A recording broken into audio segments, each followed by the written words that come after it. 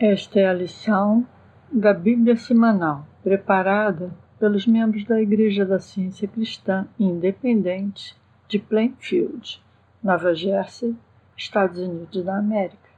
As citações são da Bíblia da versão King James, edição americana, e do livro da Ciência e Saúde com a Chave das Escrituras, edição de 1910, de Mary Baker Eddy. Esta lição é para domingo, dia 4 de janeiro de 2026. Assunto: Deus. Versículo de ouro. Provérbios. O nome do Senhor é uma torre forte. O justo corre para ela e está seguro. Leitura responsiva, Deuteronômio. E acontecerá que, se ouvires atentamente a voz do Senhor teu Deus, tendo cuidado de cumprir todos os teus mandamentos, todas essas bênçãos virão sobre ti e te alcançarão, se ouvires a voz do Senhor teu Deus. Bendito serás na cidade e bendito serás no campo. Bendito será o fruto do teu ventre e o fruto da sua terra, e o fruto dos teus animais, a cria das tuas vacas e os rebanhos das tuas ovelhas. Bendito seja o teu cesto e a tua provisão. Bendito serás quando entrares e bendito serás quando saíres. O Senhor te estabelecerá como um povo santo para si, como te jurou, se guardares os mandamentos do Senhor teu Deus e andares nos teus caminhos. Lição da Bíblia. Salmo. Como a corça anseia pelas correntes de água, assim a minha alma anseia por ti, ó Deus. A minha alma tem sede de Deus, do Deus vivo. As minhas lágrimas têm sido meu alimento dia e noite, enquanto me dizem continuamente: onde está o teu Deus? Contudo, o Senhor demonstrará a tua misericórdia durante o dia, e à noite o seu cântico estará comigo. É a minha oração ao Deus na minha vida. Por que estás abatida, ó minha alma? E por que te perturbas dentro de mim? Espera em Deus, pois ainda o louvarei. A Ele, que é a saúde do meu rosto e o meu Deus. Gênesis. O Senhor de José o prendeu e o colocou na prisão, no lugar onde ficavam os prisioneiros do rei, e ele ficou ali na prisão. Mas o Senhor estava com José. Ele mostrou misericórdia. E aconteceu que, ao fim de 2 longos anos, o faraó sonhou. E então o copeiro-chefe falou ao faraó, dizendo: estava conosco um jovem hebreu, e ele interpretou os nossos sonhos. Então o faraó mandou chamar José, e o trouxeram às pressas da prisão. E o faraó disse a José: tive um sonho, e não há ninguém que possa interpretá-los. E ouvi dizer de ti que tens discernimento para o interpretar. E José respondeu ao faraó, dizendo: não depende de mim. Deus dará ao faraó uma resposta de paz. Então José disse ao faraó: o sonho do faraó é um só. Deus mostrou ao faraó o que ele está para fazer. E a coisa pareceu boa aos olhos do faraó e aos olhos de todos os seus servos. Então o faraó disse aos seus servos: poderemos encontrar alguém como este homem, em quem o Espírito de Deus esteja? E o faraó disse a José: visto que Deus te revelou tudo isso, não há ninguém tão prudente e sábio como tu. Tu governarás a minha casa, e todo o meu povo se governará segundo a tua palavra. Isaías: quem fez surgir no Oriente o justo e chamou-o para perto de si, entregou-lhe as nações e o fez governar sobre reis. Quem fez e realizou isso? Aquele que desde o princípio tem chamado as gerações à existência. Eu, o Senhor, o primeiro e aquele que estará com os últimos. Eu sou ele. E tu, Israel, és meu servo, Jacó, a quem escolhi, descendente de Abraão, meu amigo. Tu, a quem eu trouxe dos confins da terra, e te chamei dentre os seus principais homens, a quem disse, tu és o meu servo. Eu te escolhi e não te rejeitei. Não temas, eu sou contigo. Não te assombres, porque eu sou o teu Deus.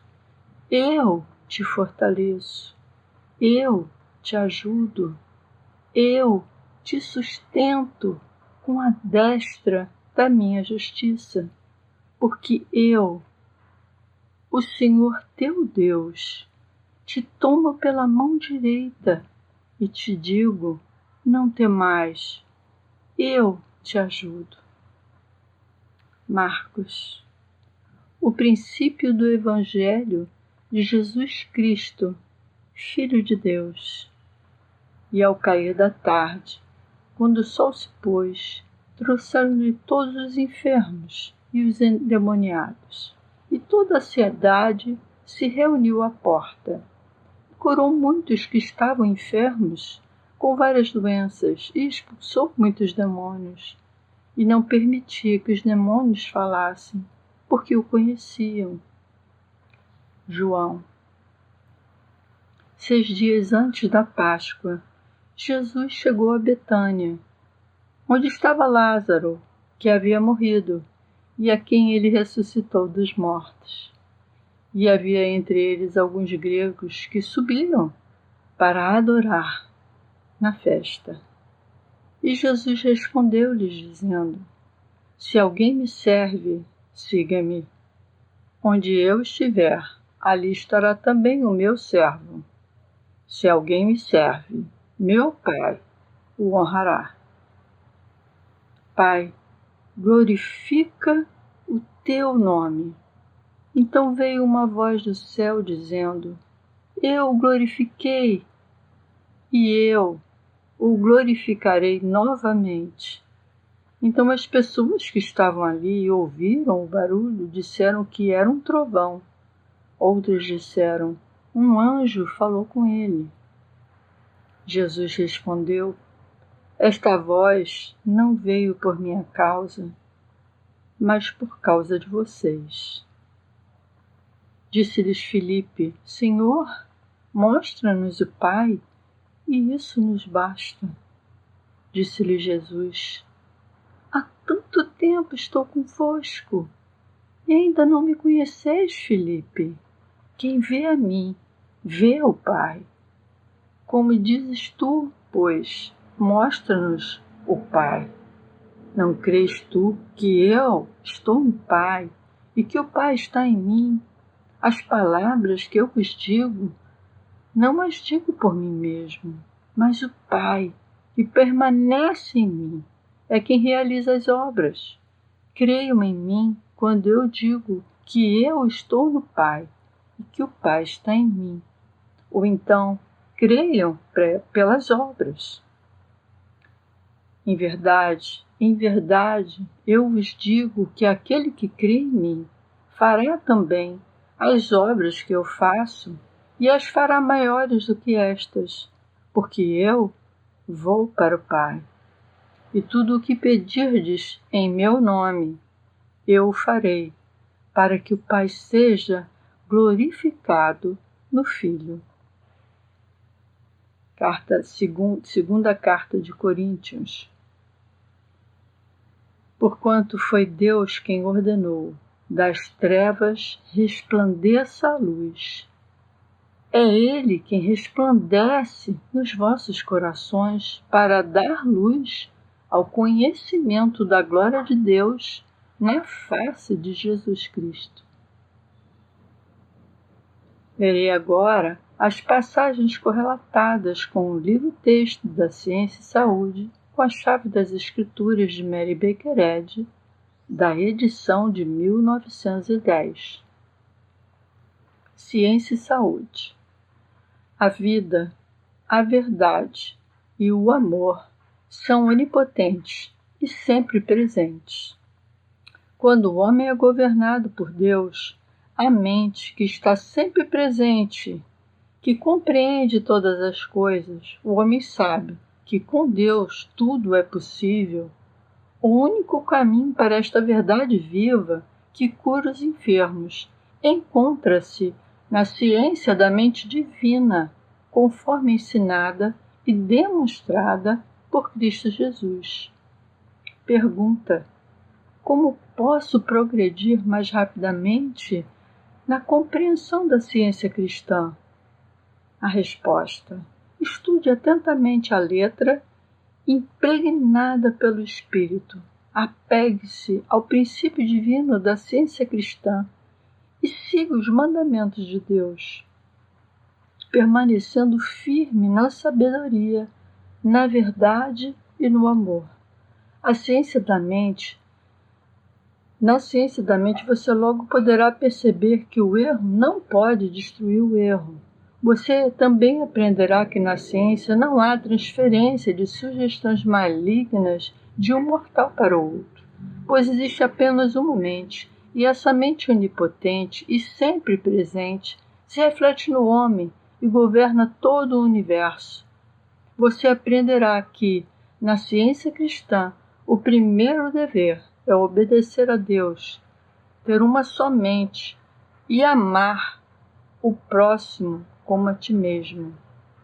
Todos nós precisamos aprender que a vida é Deus. Pergunte a si mesmo: estou vivendo uma vida que se aproxima do bem supremo? Estou demonstrando o poder curativo da verdade e do amor? Se sim, então o caminho se tornará mais iluminado, até o dia perfeito.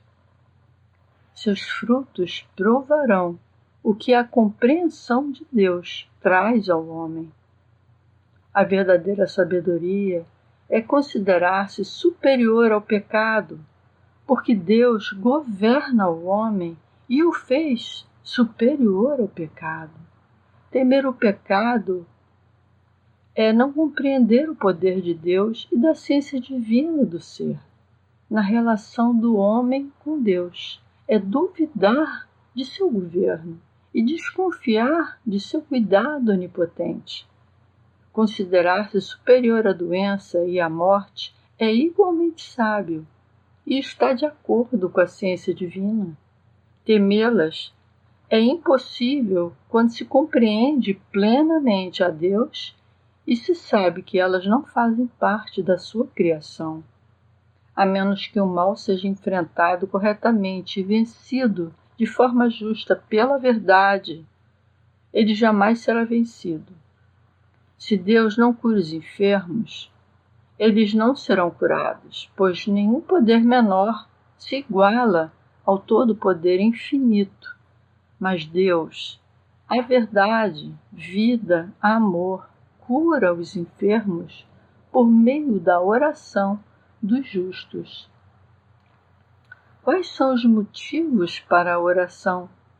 Oramos para nos tornarmos melhores ou para beneficiar aqueles que nos ouvem, para iluminar o infinito ou para sermos ouvidos pelos homens. Somos beneficiados pela oração? Sim. O desejo que surge com fome de justiça é abençoado pelo nosso Pai e não retorna vazio a nós. Se não ansiarmos secretamente e não nos esforçarmos abertamente para alcançar tudo o que pedimos, nossas orações são vãs repetições, como os que os pagãos costumam usar. Se nossas petições são sinceras, trabalhamos por aquilo que pedimos, e nosso Pai, que vem em segredo, nos recompensará publicamente. Será que a mera expressão pública dos nossos desejos podem aumentá-los? Conquistamos a atenção onipotente mais facilmente por meio de palavras do que por meio de pensamentos? Mesmo que a oração seja sincera, Deus conhece nossa necessidade antes mesmo de a expressarmos a Ele ou aos nossos semelhantes. Se cultivarmos o desejo com honestidade, silêncio e humildade, Deus o abençoará e correremos menos riscos de sufocar nossos verdadeiros anseios com uma torrente de palavras. Os efeitos da ciência cristã não são tanto vistos, mas sentidos. É a voz mansa e delicada da verdade se manifestando.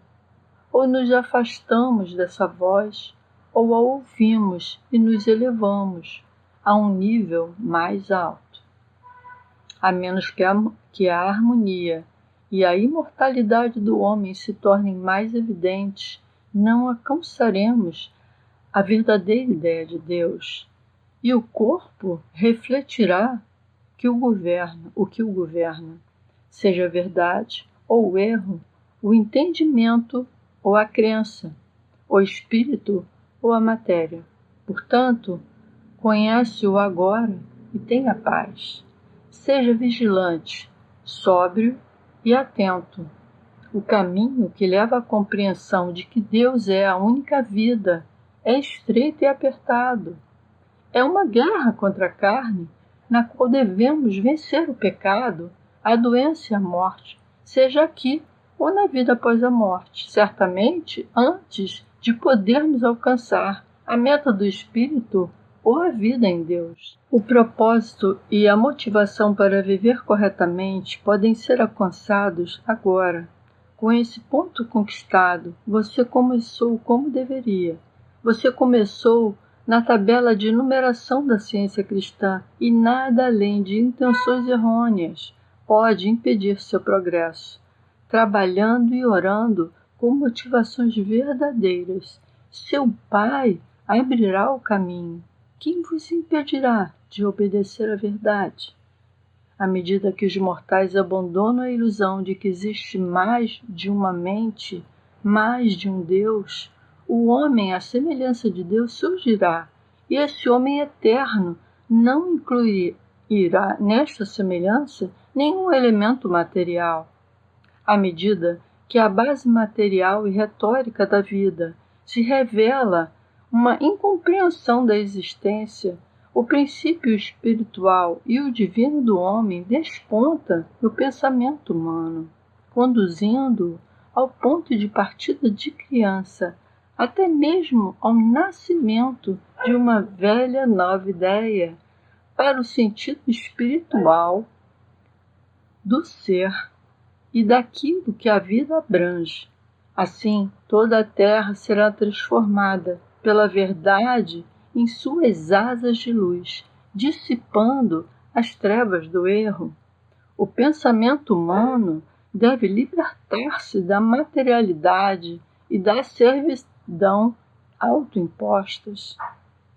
O princípio e a ideia divinos constituem a harmonia espiritual, o céu e a eternidade.